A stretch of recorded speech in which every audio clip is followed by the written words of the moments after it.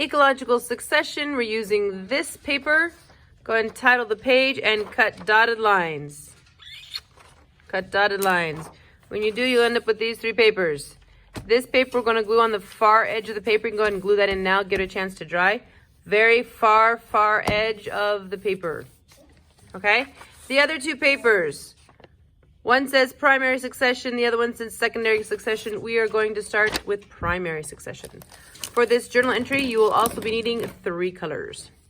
Succession is the natural process in which things progress. Ecological succession, we're talking about succession of an ecosystem. We're talking about the natural order in which an ecosystem progresses with time. Ecological succession is the normal, gradual, slowly, little by little, normal, gradual change of an ecosystem over time. An ecosystem will change with time, little by little. It's going to progress, it's going to advance, it's going to become more and more complex. It's going to develop. This development of an ecosystem over time is what we call ecological succession. We're going to talk about primary succession first, and once we understand it, then we'll go on to secondary succession. So now for this little piece of paper. Primary succession, okay? We start over here. We're going to start with bare rock. Nothing living. The first thing that's going to start growing is called lichens. Okay? Lichens is an actually fairly interesting organism. Lichens is actually not a single organism. It's 2 organisms living together in mutualistic harmony. All right, so you guys remember mutualism, right? We're talking about the symbiosis. In mutualism, we've got 2 happy, both benefiting organisms. Well, this is a lichens is actually a mutualistic relationship between 2 microscopic organisms. We have a fungus and we have a photosynthetic bacteria. It's quite an interesting relationship. The fungus provides a nice, safe place for the bacteria to live. And the bacteria does photosynthesis and feeds sugar to the fungus. So the fungus provides the protection, the bacteria provides the food, and they live in harmony together. The lichens itself actually has a very interesting function. The fungus produces an acid, a very weak acid, and that acid slowly breaks down the rock, breaking it down into dirt. Once there's just a little bit of dirt, we start having a place for plants to be able to grow. And we'll get tiny little plants. So we'll get small plants. Annual plants means it's a plant that will live for just 1 year, make seeds, those seeds spread out, and then the plant dies. And then the process starts over with the new seeds. So small annual plants. They grow for just a little time, and as each one grows and then dies, the dead plant gets decomposed and now becomes part of the soil. And then the next generation of plants grow and die and decompose and become part of the soil. And between the lichens that's breaking down the rock and the plants that die and decompose and become part of the soil, we slowly get a little bit more dirt and a little bit more dirt. Once we have enough soil that we no longer have rock, there's no longer any lichens. So we'll have the small annual plants and lichens, and then eventually there's no more rock for lichens to grow on, and so we just have grass and perennials. Grass needs more soil. So it doesn't start showing up until there's more soil. And then once there's even more soil, we get perennials. Perennials are plants that grow for more than 1 year. These all together are what we call pioneer species. So So with one of your colors, go ahead and highlight this arrow.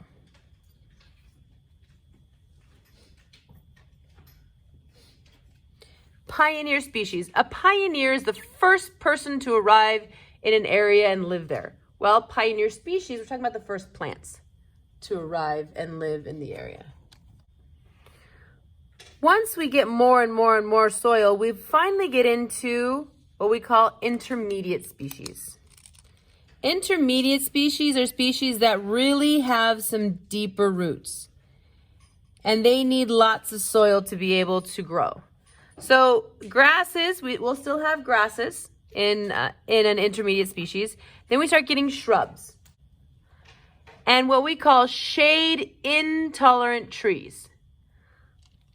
So grasses, shrubs, and shade intolerant trees such as pines are all part of intermediate species. Whereas the lichens, the small annual plants, and the grasses and perennials are all pioneer species. So our intermediate species, in there it says shade intolerant. Trees that do not like the shade.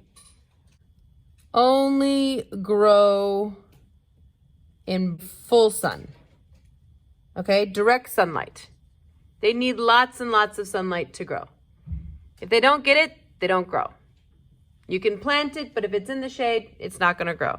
An example of that is pine trees. Grasses grow and die. They become part of the soil. They decompose. Same thing with the shrubs.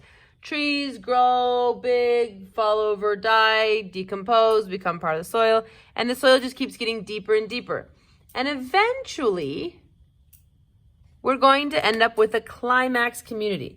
You're with your third color, we're going to color in climax community. Climax community, we have now shade tolerant trees like oak and hickory. So oak trees and hickory trees are trees that grow even if there's shade. They're slow growing trees. And back to that definition of ecological succession, we started off with bare rock, nothing alive. We got lichens, the first living thing there. And then we get some small annual plants. And then that progresses into grasses. Notice the lichens no longer exist at this point. These are all of our pioneer species. Once we have enough soil, we get bigger plants, shrubs and trees. And those shrubs and trees, they can grow nice deep roots because there's lots of soil. And as they grow and die and grow and die, years and years passing, we'll now build up to a climax community because the only trees that are going to start growing from babies are your shade tolerant trees. And this process progresses. That's ecological succession. One thing replaces another, replaces another. Now, consider for a moment the animals. Are there any animals that are going to live where there's no life? No plants? No. You're actually not going to start getting any sorts of animals until you start having some plants there. And then the first thing that you're going to find are decomposers. Some sort of insect, worms, flies, ants. That's the first thing that's going to start showing up here. All right, some insects. And then once you have enough plants that you can actually start feeding larger animals, you start getting smaller, like small mammals and birds showing up. And once we have that, once there's more and more grass and plants and variety, we get more and more animals that can live in that area. So it's not just a progression of the plants that are alive, but a progression of the animals that can live in that area because of the plants that are there. All right, so to the written notes. All right, with your color that you have for pioneer species, go ahead and highlight right here, pioneer species. I'm gonna go ahead and draw a box around this section right here with that color. Pioneer species. Pioneer species are the first plants and animals to live in an area.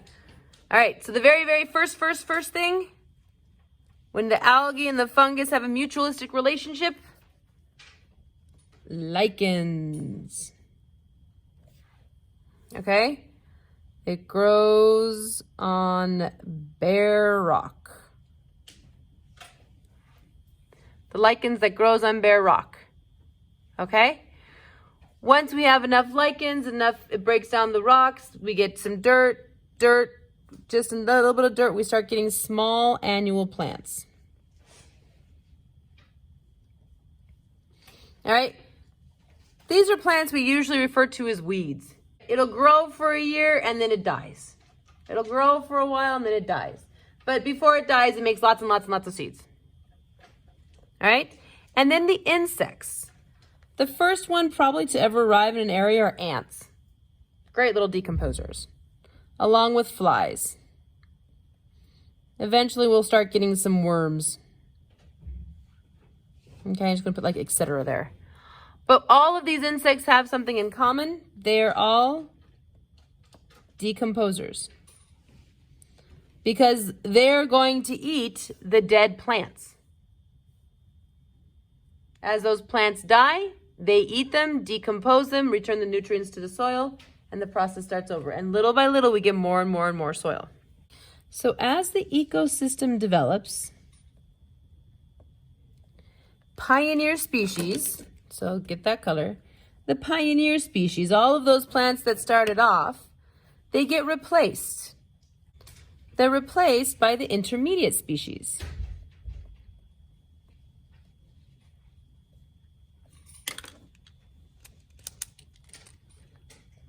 So whatever color you have for intermediate species, highlight that, intermediate species.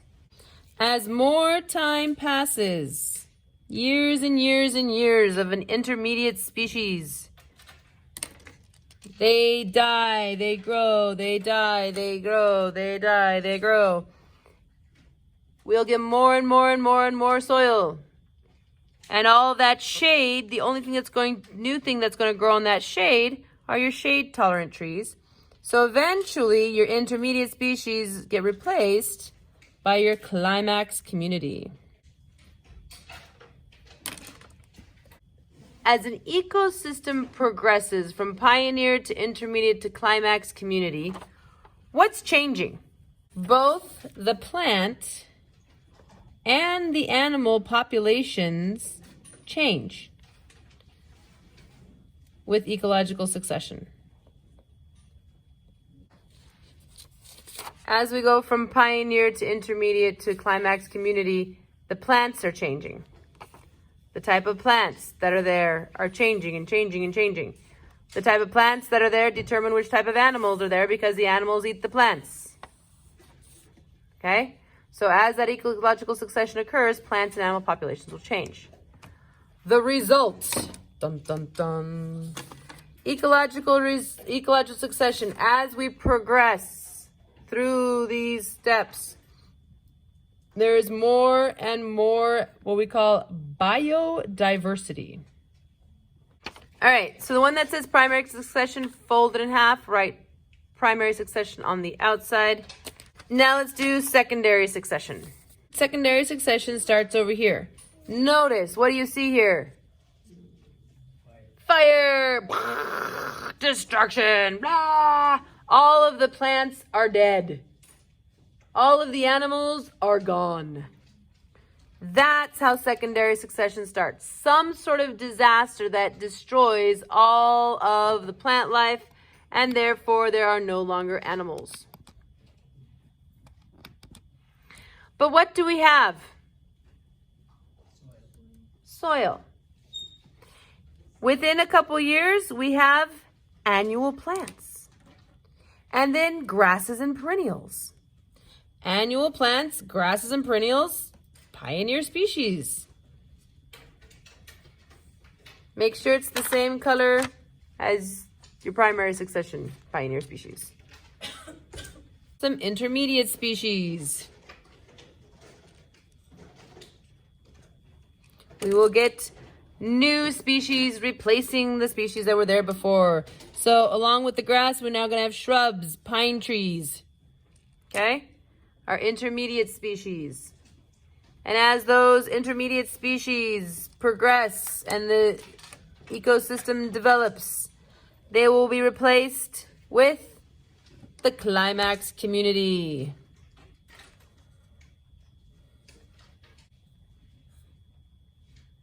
Oak trees, hickory trees, etc. Secondary succession and primary succession, very, very similar. So let's pay attention to what's so different. They both have the same 3 steps, but notice right here, pioneer species a little bit longer. Let's do a comparison. Let's compare how they start. What's different about how they start? Here, rock. Here, soil. Soil, good for plants. Rock, no plants. Okay? So this is really a slow process right here to create that soil. If you look down here at the bottom. So for primary succession, hundreds of years. I'm going to put down there, or thousands. Depending upon where it could be, it could take thousands of years. And I mean like hundreds and hundreds and hundreds of years in order to get to that climax community. If it's a cold climate, if it's high in the mountains, it could take a really long time. But notice up here with the secondary succession, it's much faster. In 150 years, we can be back to climax community. Why? Why is this process so much faster where this one's so very slow? It's all about the soil. Right here, there is no soil. Slowly starting to get soil. This is a very slow process. This right here can take hundreds and hundreds of years. Okay, very slow process so you can get soil, so you can get big plants. Right here, the soil already exists. It's just going to take a little while so those plants start to grow. They're just slow growing trees. It takes like 100 years for a good oak tree to grow. That's why it takes 100 years to get a climax community. Okay? So that is the big difference there. So primary succession, okay? This is very slow process of making fertile soil. It's a very slow process of making fertile soil because you're actually making the soil. You're making the dirt. Whereas secondary succession is much faster. Now, 150 years might not seem fast for you, but it is a lot faster than the primary succession. It is a much faster process because the soil is already there for plants to grow.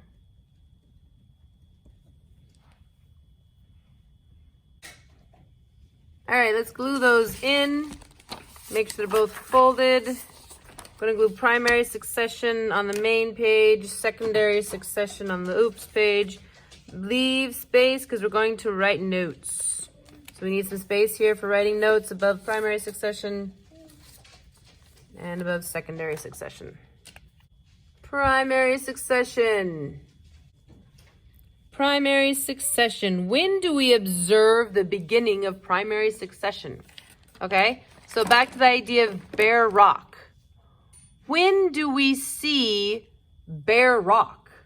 What event's going to cause there to be bare rock with nothing on it?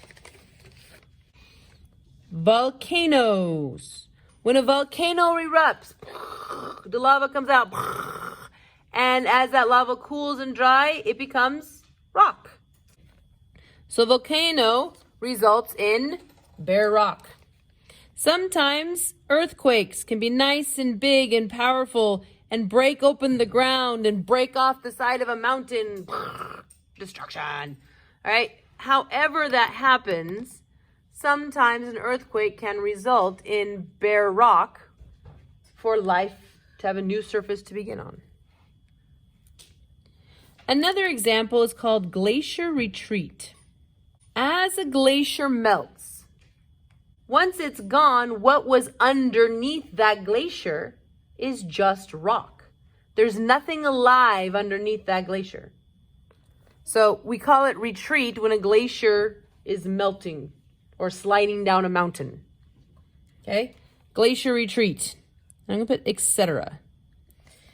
Because it's anything that's any event that results in bare rock.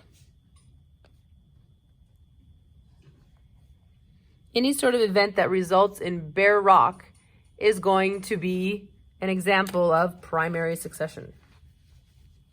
Okay, is how it starts, is how primary succession starts. So now let's compare that to secondary succession. How does secondary succession begin? A fire, just like in the example in the notes. All right. Another event that destroys all the plants, all the animals leave or kill some of the animals usually in the process, but the animals don't come back because there's no plants to eat. A flood. A flood can totally take out all the plants. I mean, it has to be like a tidal wave or some sort of really big flood, but it can take out all of the plants. All right. A landslide. A landslide happens when, like, the side of a mountain gets lots and lots and lots and lots of rain, and it gets so heavy and so muddy the whole ground just goes shh, and all of the trees and all the plants just slide down the mountain and expose bare soil. Just takes all the plants. Plowing. When a farmer digs up the dirt and folds it over so that he can plant new crops. All right, when we're talking about secondary succession, there's a lot of different examples, and I could not possibly name them all. But we're talking about any sort of activity that destroys all of the plants, but leaves the soil. There's still soil there for new plants to grow in. If that's the case, then we will have secondary succession in that area. Okay, so primary succession, secondary succession. There's ecological succession, that progress from pioneer species to intermediate to climax community, and the distinguishing between primary succession and secondary succession. All right, one last detail. Ooh, I forgot one last detail. All right, lichens. Notice lichens is in primary succession, but it's not in secondary succession. Why is lichens not in secondary succession? Because there's no bare rocks for it to grow on.